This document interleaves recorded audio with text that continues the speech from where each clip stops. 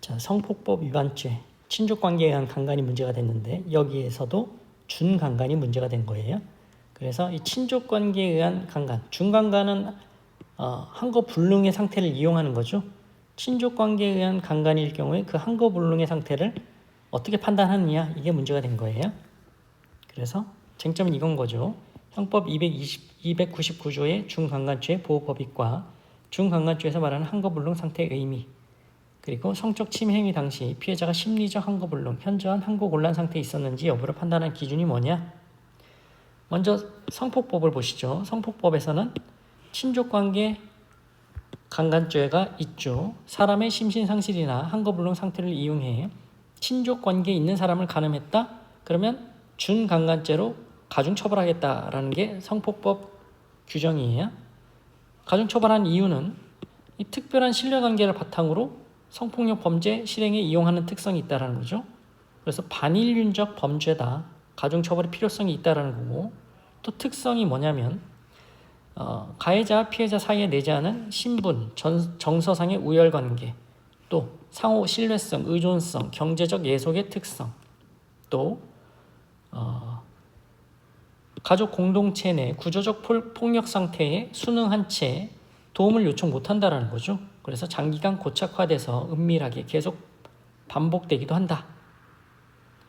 자, 그래서 이 준강간죄를 보면 정신적, 신체적 사정으로 인해 성적인 자기 방어를 할 수 없는 사람의 성적 자기결정권을 보호하는 것을 보호법익으로 하죠. 성적 자기결정권은 원치 않는 성적 관계를 거부할 권리라는 소극적 측면을 말한다라는 거고, 준강간죄에서 그 한거불능의 상태라 함은 심신상실 이외의 원인으로 심리적 또는 물리적으로 반항이 절대적으로 불가능하거나 현저히 곤란한 경우를 의미한다.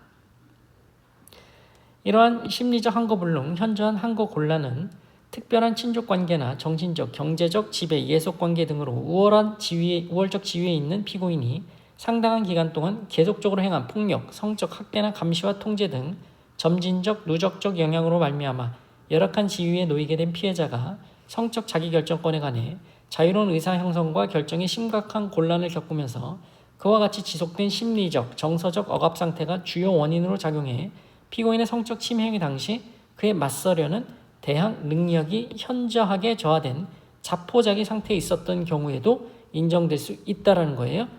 따라서 이러한 상태를 이용해서 간음을 하면 준강간죄가 된다는 거죠. 그 판단은 이런 사정들을 종합해서 신중하게 판단해야 한다.